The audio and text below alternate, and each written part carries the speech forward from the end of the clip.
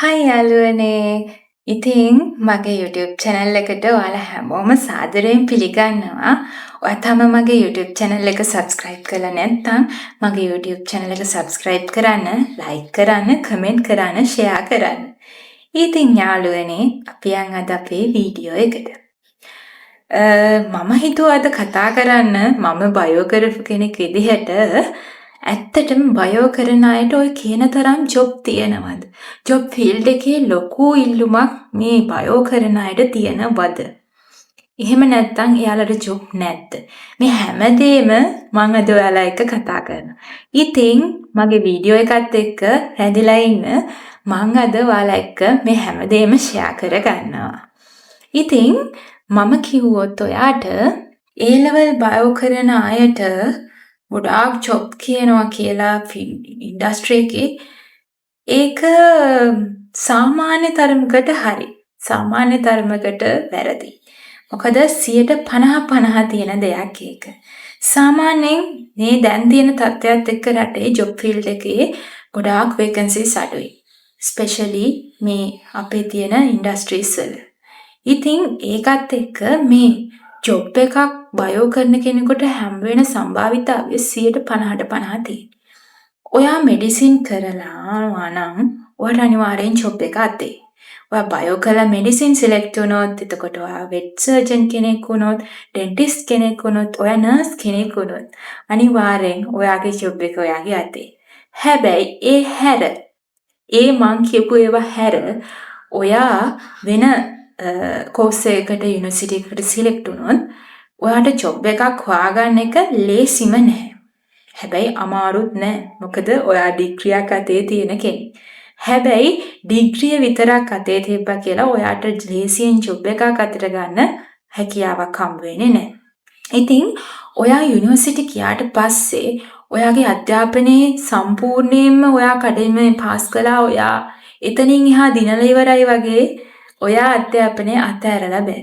එතනින් එහාත් ඔයා ළඟා කරගත්ත ලොකුම හීනේ ඔයා ලස්සනට මල්පල ගන්නන්න ඕනේ. ඉතින් ඒකටත් ඔයා කැප වෙලා යුනිවර්සිටි එකේදී ඔයාගේ এডুকেෂන් පැත්ත ඩෙවලොප් කරගන්න ඕනේ.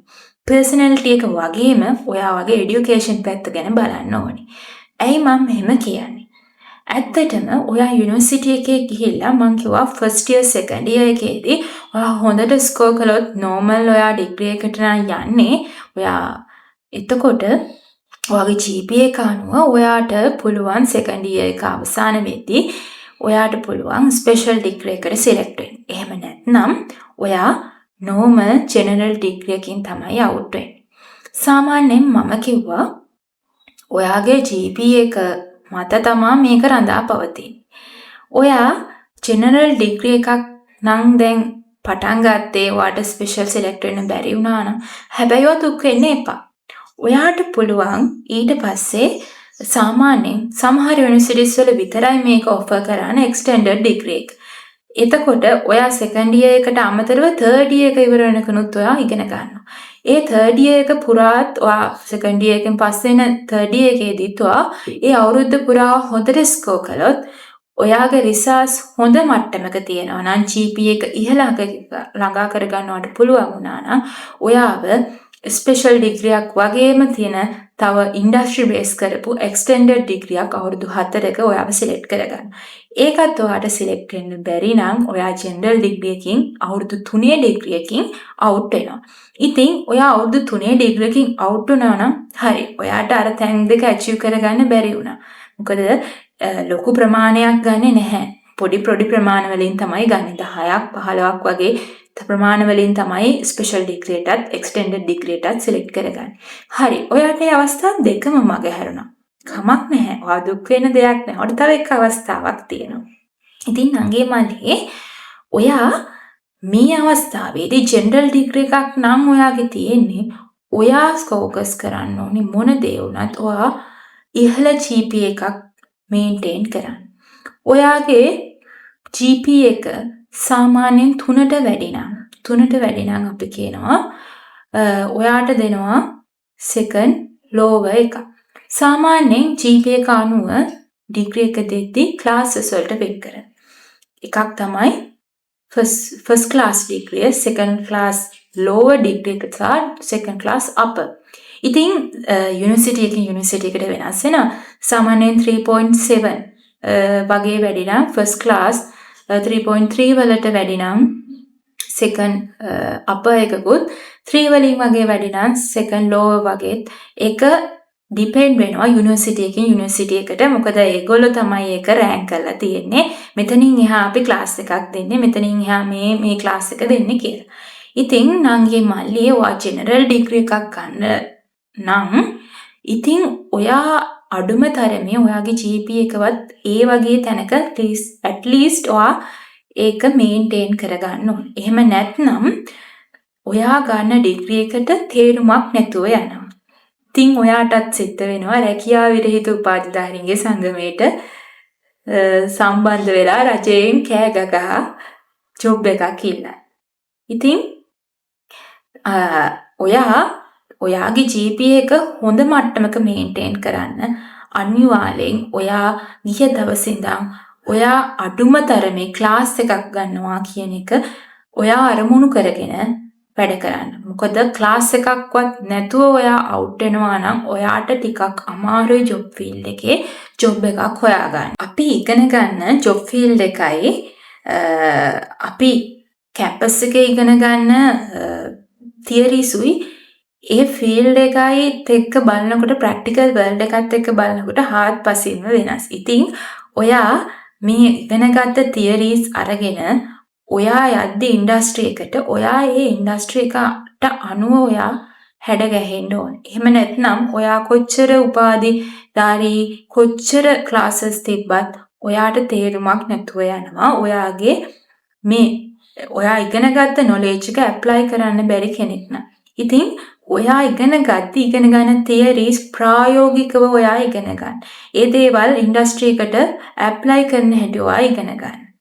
අනිත් කාරණේ තමයි නංගී මල්ලියේ මම බයෝ කරපු නිසා මම කියන්නේ මම බයෝ පැත්තෙන් කියන්නේ මම අනිත් සබ්ජෙක්ට් ගැන ලොකුවට දන්නේ නැහැ.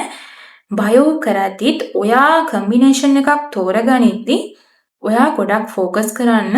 එයා දැන් මේ ඩිග්‍රී එකක් කරන්නේ නිකන් ගෙදර ඉන්න බැරුවාට නෙමෙයි. ඔයාගේ පර්සනැලිටි එක හදාගෙන ජොබ් ෆීල්ඩ් එකේ ඉස්සරහට ගිහින් ඔයා ස්ට්‍රෝං ඉන්ඩිපෙන්ඩන්ට් පර්සන් කෙනෙක් වෙනවා දැන් මේ ටාගට් කරන්නේ. ඉතින් ඔයාට හොඳ ජොබ් එකක් ගන්න පුළුවන්. හොඳ ජොබ් මාකට් එකක් තියෙන කම්බිනේෂන් එකක් ඔයා තෝරගන්න. මම මෙහෙම කියන එක මම කියන්නේ සාමාන්‍යයෙන් මේක එහෙම තමයි තත්ත්වය. අපි කවුරුත් හංගුවට ඉතින් යුනිවර්සිටි එකේ සමහර සබ්ජෙක්ට්ස් තියෙනවා. මම නමින් ගමින් කියන්නේ නැහැ. ඇත්තට මේ සබ්ජෙක්ට් කළා කියලා ඉන්ඩස්ට්‍රි එකට තේරුමක් නැහැ. ඉතින් සමහර දැන් අපි මම කියන්නකෝ දැන් අපි සත්තු ගැන ඉගෙන ගත්තා, ගස්කොළන් ගැන ඉගෙන ගත්තා. සමහර ඉන්ඩස්ට්‍රීස් තියෙනවා මේ පොඩි තැන්වලදී ඒව ඉගෙන ගත්ත එක වැදගත් හැබැයි සමහර ගොඩක් ඉන්ඩස්ට්‍රීස් වලට සත්තු ගැනවත් අපි කෙම්බෙක් ගැනවත් ඉගෙන ගත්තා කියලා ඒවා ලොකුවට ඇප්ලයි වෙන්නේ නැහැ. එතකොට ඔයාට ජොබ් එකක් හොයාගනිද්දී ඔයාට ජොබ් තියෙන ප්‍රශ්නේ එනවා. ජොබ් නැති ප්‍රශ්නේ එනවා. ඔයාගේ ක්වොලිෆිකේෂන් වලට ගැලපෙන ජොබ් එකක් හොයාගන්න අමාරු තත්ත්වයක් තියෙනවා. ලංකාවේ වගේ රටක ජොබ් ෆීල්ඩ් එක කියන්නේ ගොඩාක් තරගකාරී තැනක්. ඉතින් ඔයා ලොකු අමාරුවක වැටෙනවා හොඳ ජොබ් ඉන්ඩස්ට්‍රි එකේ ජොබ් මාකට් එකේ තියෙන ඉල්ලුම තියෙන ජාතියේ සබ්ජෙක්ට් එකක් නොකළොත්. ඉතින් නංගී මල්ලේ ඔයා සබ්ජෙක්ට් එකක් තෝරගනිද්දී පොඩ්ඩක් හිතන්න. මොකද ඔයා ඉන්ඩස්ට්‍රි එකට ගිහිල්ලා ජොබ් එකක් කරන්න යන්නේ. නැතුව ගෙදර ඉන්න බැරුවට මම කිව්වා වගේ ඩිග්‍රී එකක් ගන්න යනවා නෙමෙයි. ඔයා ජොබ් එකක් කරන්න යන්නේ. ඉතින් ඔයා ජොබ් එක ફોකස් කරන්න ඕනේ. ජොබ් එකකට සිලෙක්ට් වෙන්න හොඳ ජාතියේ ඩිග්‍රියක් ඔයා ඩිග්‍රී එකට කම්බිනේෂන් එකක් තෝරගන්න ඕනේ. ඉතින් මම කිව්වත් වගේ බයෝ කරපුවාම බයෝ කරලා ඉන්ඩස්ට්‍රි එකේ ලොකු තැනක ජොබ් කියලා ලොකු ඉල්ලුමක් නැහැ.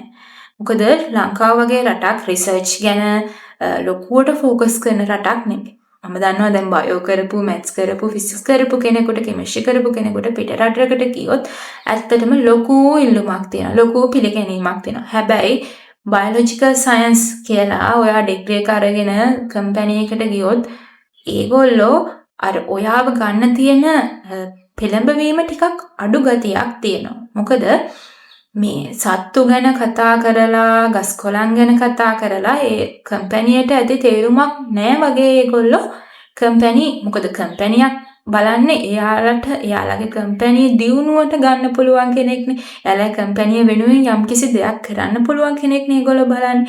ඉතින් එතකොට ඔයා ඉගෙනගත්තු දේ ඒ විදිහට රිලේටඩ් වෙන ඉන්ඩස්ට්‍රි එකට රිලේටඩ් වෙන දෙයක් වෙන්න ඕනේ. ඉතින් 50% මේ සයන්ස් කළා කියලා අතේ ජොබ් කියලා නැහැ. ඉතින් ඔයා සයන්ස් කළත් නෝමල් බයෝසයන්ස් හරි වෙන කෝස් එකකට හරි නම් යන්නේ අර මම මුලින් කියපු අතේ හම් වෙන ජොබ් තියෙන්නේ. ඒ වගේ ජොබ් එකකට නැතුව නම් යන්නේ. ඉතින් ඔයා ගොඩක් ફોකස් කරන්න ඕනේ. ඔයා හොඳ ස්කෝර් එකක් මේන්ටේන් කරන්න. ඉතින් හොඳ ස්කෝර් එකක් ඔයා මේන්ටේන් කළොත් ඔයා හොඳ විදිහට හොඳ සබ්ජෙක්ට් එකක් තෝරගෙන අනිවාර්යෙන් ඔයාට ඉන්ඩස්ට්‍රි එකේ ලොකු ඉල්ලුමක් තියෙනවා. ඔයාට ලොකු පඩියකට ඒගොල්ලෝ ඔයාලව හයර් කරනවා.